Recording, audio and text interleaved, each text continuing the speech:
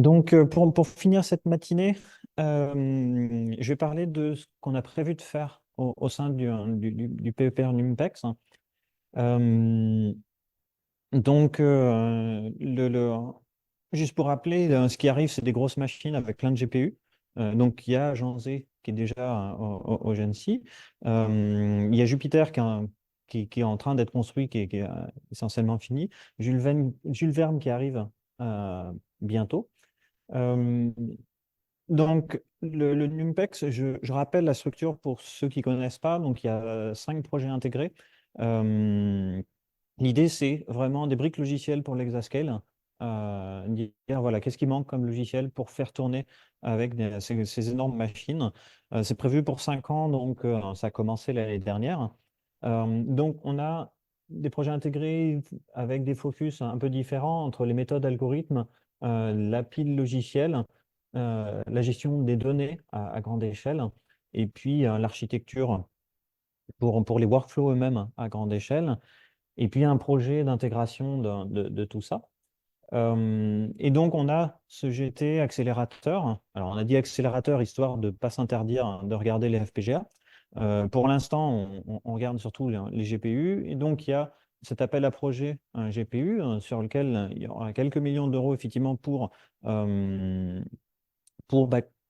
apporter ce qui manque.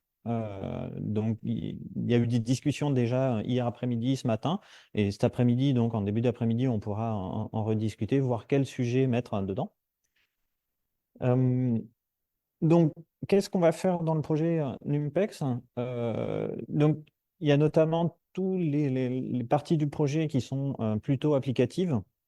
Bon, bah, assez évidemment, ils vont travailler sur le support des GPU, donc que ce soit les méthodes et algorithmes bah, voilà, portés sur GPU, l'analyse de données, les statistiques, le machine learning, effectivement, voir comment ça peut se porter sur le GPU. Et puis l'intégration avec les outils à large échelle. Donc ça, je n'ai pas tellement en parler parce que bah, je n'ai pas la compétence. Et puis, bah, on en a parlé en fait pas mal hier et aujourd'hui du genre de problématiques qui se posent. Donc il y a la partie pile logicielle dont je vais parler plus en détail juste après. Et puis l'intégration. Là, il va y avoir des questions qui se posent. Il y avait des questions qui s'étaient posées déjà, se dire, bah, je compile mon logiciel et maintenant j'aimerais qu'il tourne sur toutes les machines sans avoir à recompiler à chaque fois que je suis sur un nouveau cluster. Donc la version de CUDA n'est pas la même. Peut-être qu'il n'y a pas de CUDA du tout sur la machine. Voilà, il y a des questions purement ingénieriques qui se posent pour faciliter la vie aux utilisateurs. Euh, donc, pour mettre un focus plus sur la partie pile logicielle, donc dans le PC2, il y a plusieurs work packages. Donc, le premier, les modèles de composition, donc écrire des applications à l'aide de composants logiciels, enfin, des choses qui se composent entre eux. Donc, comment est-ce que ça s'intègre avec les GPU, cette notion-là? Ensuite, le WP2, donc, qui est beaucoup plus compile. L'idée, c'est de se dire, bah, qu'est-ce qu'on peut faire pour aider à pouvoir fabriquer des versions à la fois CPU, GPU. Il y a de l'analyse polyhédrale qui peut être très intéressante pour ensuite aller bah, envoyer sur le GPU de manière appropriée. Ça peut être éventuellement à la volée essayer plusieurs approches, hein, lancer les kernels, puis constater est-ce que ça va plus vite, moins vite, hein, et finalement conserver la version dont on a constaté que ça marchait le mieux, éventuellement avec un guidage selon ce qu'on constate, hein, des mesures ici ou là, de constater l'amélioration. Ensuite, le WP3, je vais en reparler plus en détail juste après, parce qu'effectivement, c'est un des cœurs de bah, faire marcher les GPU, c'est beaucoup les runtimes qui vont aider. Le P4, donc, les building blocks pour alors, enfin, le numérique de manière générale, l'algèbre linéaire dense, creuse, hein, les tenseurs. Donc, on va pas mal travailler sur la question de le run task-based pour ensuite exploiter un runtime pour faire les optimisations. Et puis WP5, il y a les questions d'énergie. On en avait parlé un peu de l'efficacité énergétique hein, hier notamment. Bah, effectivement, profiler un GPU, se dire un GPU, c'est peut-être pas forcément utile de le faire tourner à fond. Peut-être j'ai des parties de mon application qui n'ont pas besoin d'aller aussi vite que ça parce que de toute façon, elles ne sont pas si efficaces.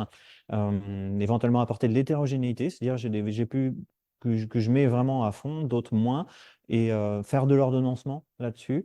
Observer l'énergie consommée. On avait parlé de qu'est-ce que ça veut dire mesurer l'énergie entre le CPU, la mémoire principale hein, et le GPU lui-même.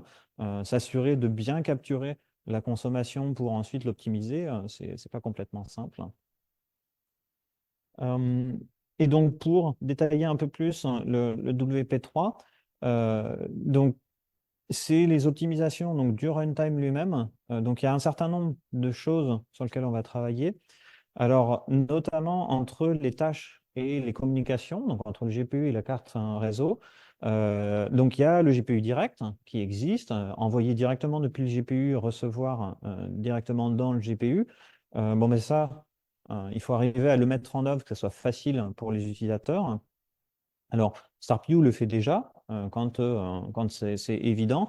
Maintenant, il faut s'en rendre compte que c'est dans le GPU qu'on a envie d'envoyer. Se rendre compte que c'est dans ce GPU-là et pas celui d'à côté qu'on a envie d'envoyer pour ensuite faire de la répartition de charge, mais que bah, les données soient déjà réparties correctement. Euh, voilà. Et puis, l'allocation en elle-même sur GPU, à l'heure, au sens où pour faire du GPU direct, il faut qu'il y ait déjà la zone mémoire prête à recevoir qui soit allouée dans le GPU pour que la carte réseau pousse directement. Bon, mais il se trouve qu'avec un graphe de tâches, on connaît le futur, donc on peut en profiter, c'est-à-dire que la machine qui va émettre une donnée sur le réseau et nous, on va la recevoir, bah, cette machine-là, elle peut savoir à l'avance se dire bah, la tâche qui va produire cette donnée-là, elle vient de démarrer. En général, elle dure 5 millisecondes. Donc, on peut envoyer un petit message de contrôle qui, du côté récepteur, va lui dire bah, dans 5 millisecondes, il y a les données qui arrivent. Donc, tu as 5 millisecondes pour faire l'allocation sur le GPU et comme ça, tu seras prêt à faire la réception. Ce que ça veut dire, c'est que on va éviter d'allouer à l'avance sur le GPU. On va éviter d'allouer au dernier moment, ce qui nous rajoute de la latence. Et donc, à la fois, on va éviter de perdre en latence et pour autant utiliser à bon escient l'allocation sur le GPU, éviter de tout allouer à l'avance. À un moment, le GPU n'a pas une mémoire infinie. Donc voilà côté réseau et GPU. Euh, Ensuite, il y a des questions de partitionnement. Donc, on avait parlé un peu de tâches récursives hein, hier.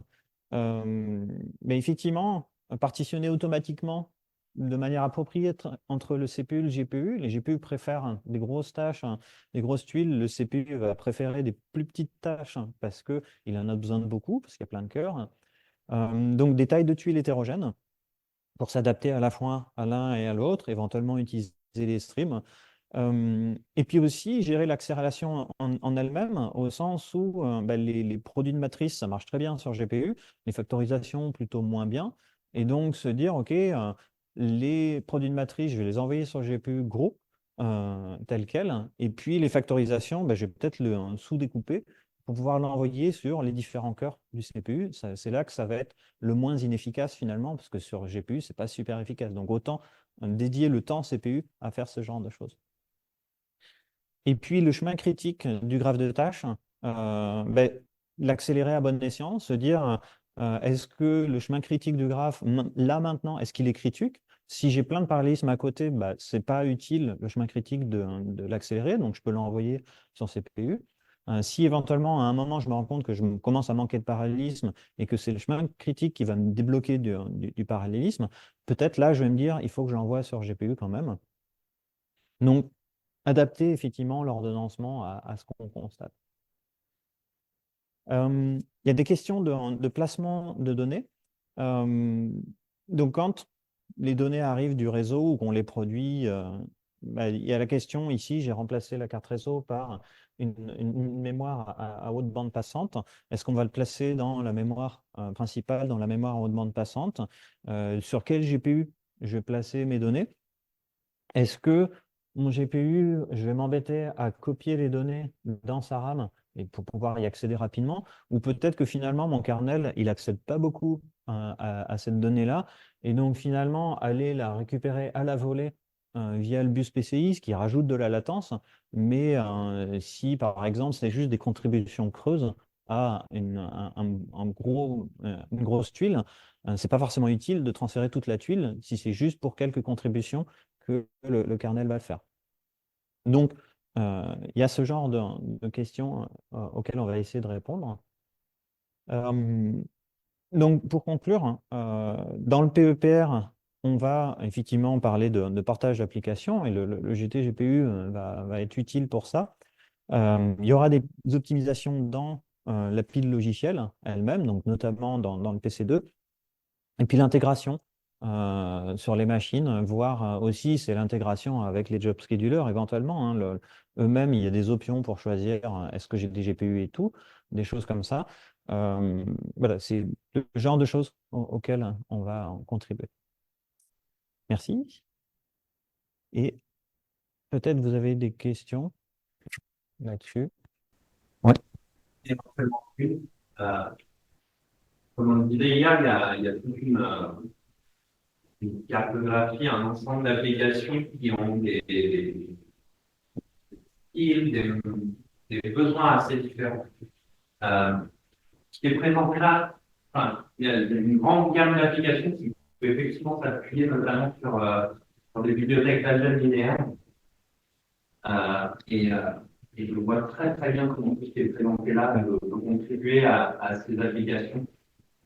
Il y a une autre catégorie d'applications qu'on voit beaucoup, qui sont des applications qui doivent écrire elles-mêmes leur noyau, pour lesquels il n'y a pas de bibliothèque qui pourrait, notamment des applications qui utilisent des schémas un peu plus explicites, des choses comme ça, qui gardent leurs données sur GPU et qui écrivent leur noyau de calcul. Est-ce que sur tout ce que tu as présenté, tu peux nous dire un petit peu quelles sont les parties qui ont aidé ces applications, comment tu vois le support à cette catégorie-là? Alors, si les données tiennent sur le GPU, c'est clair qu'il y a beaucoup moins de questions qui se posent parce qu'on transfère les données sur le GPU, puis après on calcule dedans. Euh, Là où éventuellement une approche tâche va apporter des choses, c'est si le calcul en lui-même est irrégulier, avec du code AMR typiquement. Alors c'est pour ça aussi que j'avais posé la question hier, si l'étape d'AMR est embêtante ou pas. Nous, ce qu'on pense, c'est que pour l'AMR, les tâches, là où c'est intéressant, c'est que on peut déphaser un peu le calcul du choix de redistribution, du calcul en lui-même pour dire, bah, pendant qu'on est en train de calculer, à un moment, on se dit, bah, je vais regarder dans quel sens je veux adapter mon maillage, et puis ça me consomme une partie de la ressource. Une fois que j'ai pris ma décision, je fais effectivement, enfin, je soumets le changement de maillage, mais qui est juste une tranche du graphe qui va s'adapter. Et pendant qu'il y a encore des calculs qui travaillent sur l'ancienne adaptation de maillage, à un moment, ils ont fini, on envoie les données avec une nouvelle distribution sur les GPU peut-être, et puis la suite peut continuer avec la nouvelle adaptation. Donc on n'a pas vraiment de grosses barrières qui potentiellement effectivement apportent une inefficacité. Donc dans ce genre de choses, ça peut commencer à être intéressant. Mais c'est vrai que si tout, enfin, c'est souvent la question les tâches, à quoi c'est utile. Si l'application elle est très régulière et tout tient en mémoire dans les GPU, ça sert à rien. Faites du code très simple et puis ça ira bien. C'est dès qu'on veut aller sur quelque chose de plus compliqué, avec des données qui sont sur le disque, des données qui viennent du réseau, il faut tout organiser, où là on se dit non, à la main, j'ai plus envie. La question elle est plutôt dans l'autre sens, c'est Ouais. pas forcément sur les tâches en particulier, Ouais. c'est les gens qui écrivent ces applications nous disent écrire du code GPU efficace, c'est d'une complexité Ouais. folle. Le GPU lui-même, à l'intérieur, il est hiérarchique, il y Ouais. a des mémoires différentes qu'il faut adresser explicitement à l'intérieur du GPU. Il y a les questions de suivant chaque noyau, combien de mémoire il utilise, en fait, ça contraint le niveau de parallélisme. Enfin, c'est un hardware d'une complexité folle. Eux, ils n'arrivent enfin, donc souvent, enfin, sauf Arnaud qui nous a dit qu'il n'avait aucun problème tout à l'heure, mais des gens des applications avec lesquelles je discute me disent souvent qu'ils ont des grosses difficultés à écrire le code pour ça, que les outils de leur point de vue sont pas là. Et donc, je me demandais parmi nous tout ça, avant d'aller chercher le plus compliqué, quoi, Mm. parmi tout ça, qu'est-ce qui est, il y a peut-être le VP1 là, sur la composante. Alors, c'est pas tant la partie composant, parce que là, c'est vraiment composant logiciel à un peu haut niveau. Je pense que ça va être plutôt le WP2 avec des parties compiles, où on se pose la question de là, on prend vraiment le code scalaire hein, et on essaie de le triturer. Là, oui, essayer d'automatiser, de capturer la structure du GPU de manière polyhédrale, quoi, et, euh, et de matcher la capture des nids de boucles qu'on sait déjà faire, voir comment est-ce qu'on peut caler l'un sur l'autre. Potentiellement, on saurait faire parfaitement, au sens où c'est juste un alignement. Probablement, c'est pas juste un alignement, et là, il faut essayer des heuristiques et potentiellement donc le faire à la volée. Mais si les utilisateurs, l'application, c'est simplement qu'au début, elle va un peu lentement, et puis rapidement, elle trouve une version qui est optimisée, ça peut lui aller, effectivement. Peut-être on peut l'enregistrer histoire de ne pas recommencer à chaque fois qu'on lance l'appli. Mais effectivement, actuellement, dans le projet, aussi par compétence, il n'y a pas tant que ça par compétence, pas tant par compétence, plutôt par axe de recherche. Il n'y a pas tant de travaux dirigés vers le contenu des kernels. Ça va être plus ce qu'il y a autour et en termes d'ingénierie logicielle. Donc potentiellement, il y a des choses à rajouter dans l'appel à projet pour cette partie-là. Ouais. Comment ça se fait, du coup, qu'il n'y a rien sur l'intérieur des noyaux et comment les. Parce que c'est un peu le nerf de la guerre, en fait, sur le GPU, l'intérieur des tâches, il va falloir écrire du code GPU qui tourne bien. Et si on n'a pas déjà ça, c'est-à-dire, avant de vouloir faire des tâches, il faut avoir du code à l'intérieur des tâches qui tourne bien sur le GPU. Voilà. Non, mais donc, du coup, là, on se concentre sur des matrices de ça. Nous, on a des problématiques différentes dans le code, au code de l'AMR. Ce qui se passe, c'est que rapidement, on a envie d'exploiter les mémoires intermédiaires, les hiérarchies, parce qu'on a parce on a des calculs temporaires. Donc, pour définir, on va avoir calculer les flux et après les compiler dans les cellules. Ça, on peut du stockage temporaire pour ça.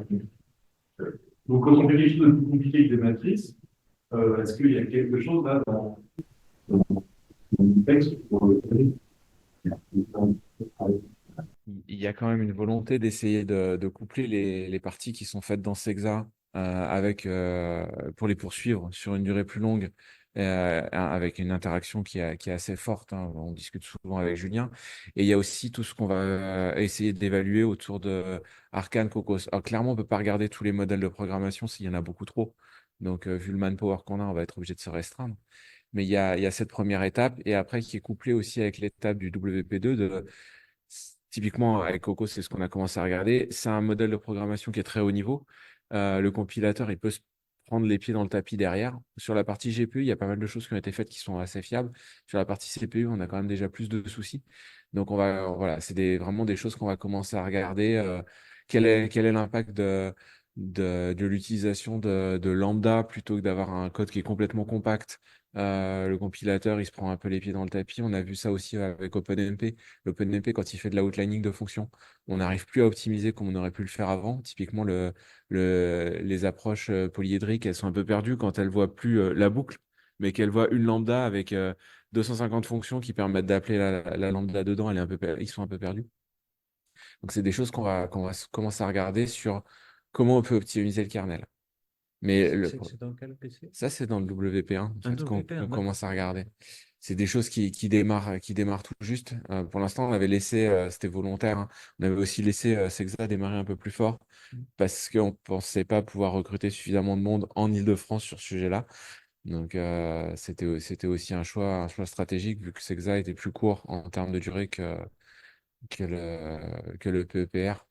Bon, maintenant, avec les PTC qui se lancent, enfin, ça va peut-être, le paysage va peut-être un peu évoluer, mais on voulait pas forcément tout lancer d'un seul coup. Mais je suis d'accord avec toi que la problématique de comment on fait les kernels, au-delà de comment on va les ordonnancer, est aussi importante. Sinon, on n'aura rien à ordonnancer et on sera perdu. Donc, il y a les deux qu'il faut qu'on regarde.